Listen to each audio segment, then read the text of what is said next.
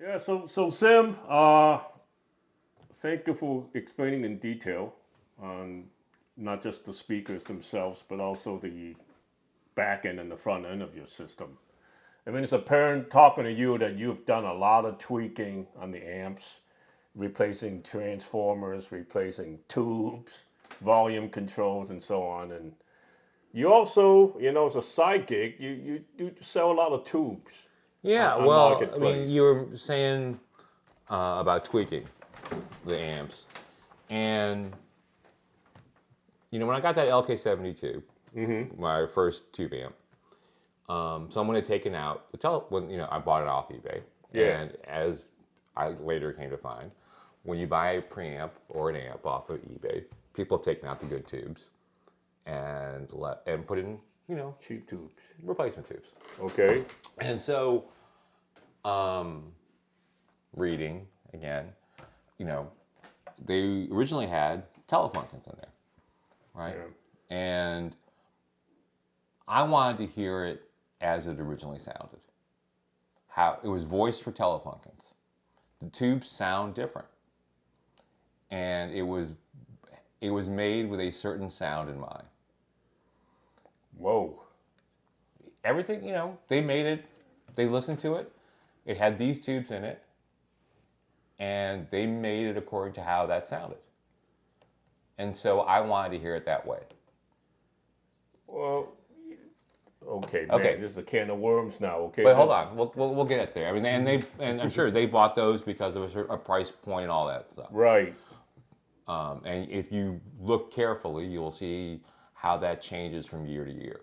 Okay. Based on what was cheaper at the time. Yeah. And the European tubes were cheaper at the time than the U.S. tubes. Okay. That's part of the reason why they were in there. I understand that. Mm-hmm. But enough people had spoken, said, well, Telefunkens are, this and that. Telefunkens, Mullards. Mullards Yeah. and Amprex and all Yeah. that. So I wanted to hear it. Okay. So, I looked around and figured out ways to get Telefunkens and Mullards and Amprex and put them in there. This was the Scott, and then I had the Scott preamp. And you could immediately hear a difference. Immediately. And each tube had its own strengths and weaknesses. Mullards are very heavy on the bass. They have a mid-bass hump. They're less detailed. Mm-hmm. Amprex, image, great, especially the older ones. Mm-hmm. But they're lighter on the bass. And the Telefunkens. Telefunkens are just kind of nice across the board. Okay. That's what they do. Siemens are very detailed. So each tube had its own character. And that was fascinating to me. So basically, with one platform, you can change the sound of that platform by putting in different tubes. Honestly, putting the Telefunkens into the LK72 made it a much better preamp, much better amp, and much better preamp. So for the benefit of our viewership, when you say swapping out tubes, which tubes? I mean, there's a lot of tubes in that unit. Right? You got the output tubes, you got the preamp tubes, you got the phase inverted tubes. Well, you got the regulators and so on. Where you're going to get generally, where you're going to get the most change in sound. Thank you. Is where the signal is the smallest. Okay. So the preamp tubes. So that's not expensive, right? It can be. It can be if you want like the super rare tubes. If you want the super rare tubes, or if you go to certain tube sellers, it can be expensive. Okay. But it's not really that expensive, right? Like I sell Telefunkens for $65 each. Did I buy some Telefunkens from you? You bought some 6G8s. Okay. Amprex. All right. But if you look at the price of a new Russian tube, I was going to ask you that next. Or a new Chinese tube. Chinese tube is going to be cheaper. The new Russian tube, the difference isn't that much. So it's like $15. Okay. Right? And if you're going to pay $50 for a tube that's known to be bleh and possibly blow up on you, why not pay the extra $15 for a tube that's everyone has loved since they were made and lasts forever? That's how I viewed it. Yeah. But so anyway, what do you have against US tubes like RCAs I don't GEs? have anything against US tubes. Okay. Some US tubes are really great. Okay. And it depends on the tube type. All right. Like if you look behind me at this preamp. What are those small signal tubes in your preamp? Those are Western Electric. Okay. But those aren't super expensive tubes. Those are 417As. Okay. Which, you can get a pair of Western Electrics for $90. But certain tubes, like these output tubes, these are American. You okay? Right? 30's American. Still good. I don't have anything against American tubes. If you look in this preamp, it's mostly American tubes. Yeah, well, Western Electric is American tube, yes. Right, but these are Tung-Sols. Okay. And in this spot normally would be 6SN7s. All right, okay. So this is a 6F8G, which is a substitute you can use for a 6SN7. But all the best 6SN7s that I've tried, I haven't tried Mullard's EC. I don't tend to like Mullard's as much, but all the best 6SN7s are American. I could use some 6SN7s. About 8 of them. Sylvania, Tung-Sol. The famous ones, RCAs, are American. Okay, I think I have RCAs and Sylvanias. Well, they're different. I could use some 6SN7s. There are different ages of them, and some sound different than others. Yeah. And some sound better than others. All right. Just from playing around with it. Okay, so I've done the same, like I was talking about with the preamp, I've done the same thing. Whenever I get an amp or a preamp, okay, I don't rest until I get what I think are the best tubes for it. So in summary, and that means I listen to a lot of things. For your listening priorities, the immediacy, the presence, the imaging, and so forth, tube amps with the right tubes. Yes. And you need to do tube rolling to determine what suits your taste. You do. I mean, there are certain things, like I said, certain tubes have certain characteristics. Okay. Like if someone is using Klipsch, that's where you would use a Mullard. Good advice. Because Mullards they have more bass, a little less detail, so a little less piercing. Okay. They're smoother, but they are less detailed. But that's a flaw of them. But they do have a warmth. They do. They have synergize with Klipsch speakers. They have more. They have more warmth for it. So it need to be better with a Fender bass than with a Gibson if you were a bass player. Well, the other thing is, all the old British amps, British guitar amps too, used Mullards. Yeah. In all fairness, we're bashing on poor Paul Klipsch products, but we're not really bashing the newer series, right? We're not. I haven't heard them. The fours, like the Heresy 4. The Heresy was a bad speaker, I think. It still but is. But the 4 is a good speaker. See, I haven't heard the 4s. I've only heard up to the 2s, 1s and 2s. Yeah. And I don't think I've heard the 3s. When they went to the trap tricks, it made a big difference. I've heard, I've heard a lot of the Heritage line, and they're just not to my taste. Yeah. I'm not saying they are bad speakers, right? Everyone has their own taste. That's true, and nothing is perfect. But I had 2 sets of the old Heresies, and I didn't like them. I'll just say they weren't for me. Yeah. Okay. That's the best way to say it. And look, I never, when people post their system or whatever, I never bash on someone's system. Okay. Because, good. as I said earlier, it's about what makes you happy. Each one of us is on a different journey, and it depends on the kind of music you like to listen to. Also. And yeah, exactly. Like this system right here, it's really would be awful for Anthrax.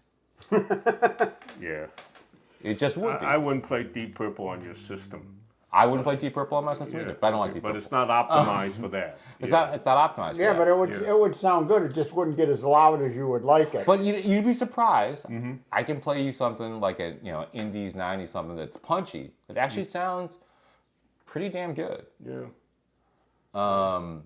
But it is not made for heavy bass. It's not like if I was into dance music. Oh yeah. This is not it. This isn't it. So everything's about what you like and what sounds good to your ears, and that's fine. This is just what sounds good to my ears. Okay. And what I like to listen to. Yeah. All right. Yeah. No. These are all important points, right? We start off with the kind of music we listen to, and we built the system from there. Yeah. Yeah. You start, well, honestly, you start with your ears. Everyone's ears are different. Well, when I had La Scalas, I was driving with a Dynaco 400, 200 watts a channel, and the Pat 5 preamp. And in my opinion, the second generation of Dynaco solid state was the first really good sounding solid state. And it blew away all the other Macintosh, SAE, Crown, Phase Linear. That second generation Dynaco smoked them all for clarity and tone.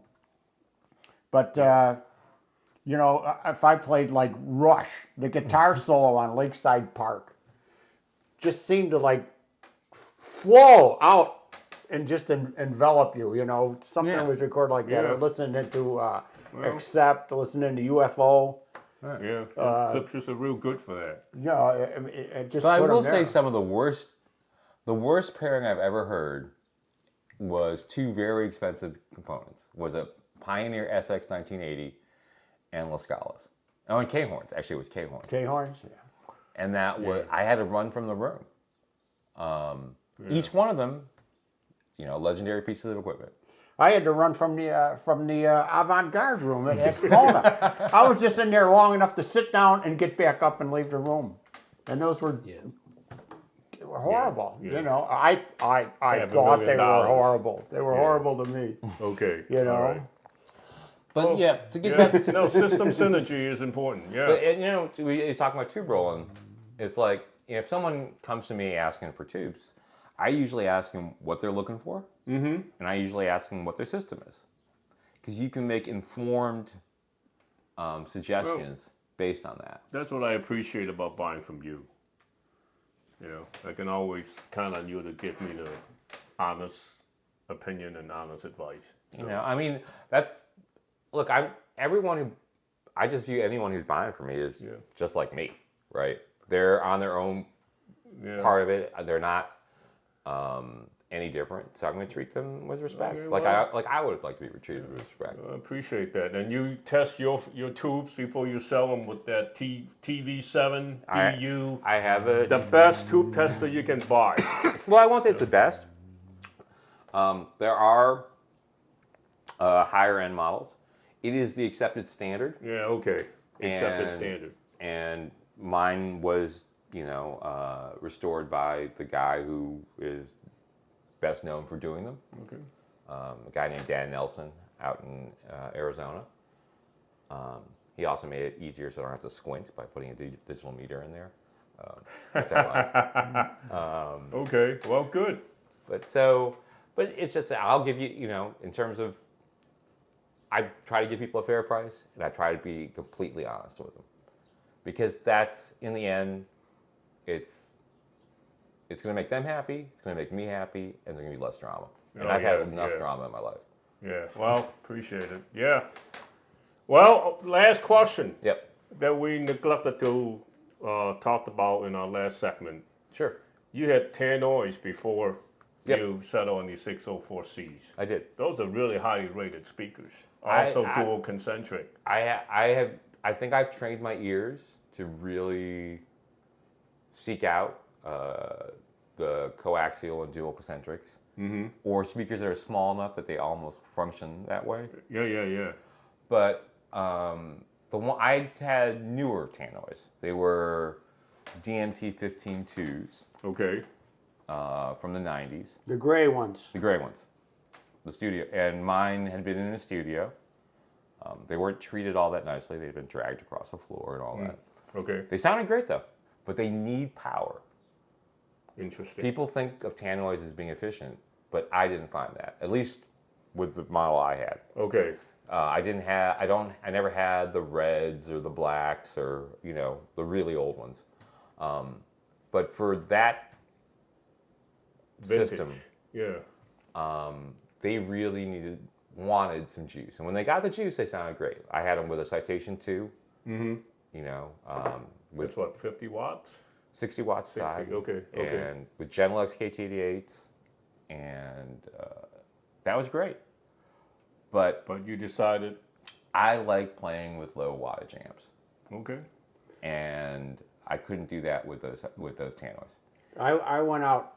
There's a fella on Facebook right now has a pair of those 1400. 1400. I went out and listened to You know him. where those came from? He You? told me, but I forgot. My bedroom. those are the ones. Yep. Well, that's funny. That's interesting. And I went and listened to him but with me now, something comes in, something goes out. Right. And if those came in the 604s, they have to go out. Yeah. Well, that's And they weren't. they were, They weren't, I for a while kept them, and I had them in my bedroom because I didn't want to get rid of the 604s. Yeah. 604s are stand. So I had those in the bedroom, and I had the perfect amp for them, but it's just way too much for a bedroom. Yeah. It really was. Okay. And you don't see them fitting out here because you needed more power. And it limits the number of, or the type of amps you Yeah, can it, use. it limits my flexibility on the amps, Okay. and they weren't attractive. No. There's that. No, They had Yeah. been dragged across a cement floor. So, I mean, and I can live with that, honestly, but I preferred the synergy of the low power amps and the 604s if I was going to keep one. Yeah. Now, people who came to visit, a fair number of them preferred the Tannoys and the Citation, Okay. hearing both. All right. It's a different sound. The Tannoy is much more extension on both the top and low end. It's more a somewhat more audiophile sound. Yeah. But I didn't find it had to have that Immediacy. the immediacy, that mid-range magic, which is really what drew me to the 604s and what drew me to tube amps. It didn't have it as much. no. It was a clear, great sounding setup, but it was just different. Yeah. Well, I thought that they were very good, but nothing to give up 604s for. And that was my opinion. Yeah. Okay. Now they were very. He didn't take my Citation. Hear him driven by a Citation 2 and 1. They sound a lot better. Yeah. He had some kind of a solid He had state some. amp. He had some. Yeah. I forget what. Yeah. Tube But- amps. But I could, I mean, they were good. I'm They not were- going to rap the speaker. It was a good speaker. It's a very good speaker. It Yeah. just didn't have to me the same sort of magic that 604s do, Okay. and it didn't have it, especially with that. It didn't have it, especially given that you were limited in terms of your amp choices. Yeah. Well, fair enough. Thank you, Zim, for your time. My pleasure, Tom. It was really good to meet you. Yeah. And you're responsible for all this. Tell you, Tom Brennan's a big troublemaker in Chicago. You're the source of my fascination. Okay. All right. Yeah, right. the other thing was, I had the money on me. I had the cash. And they were heavy. And And they would have had to go down. And I said, you know what? These things are not carry worthy. They were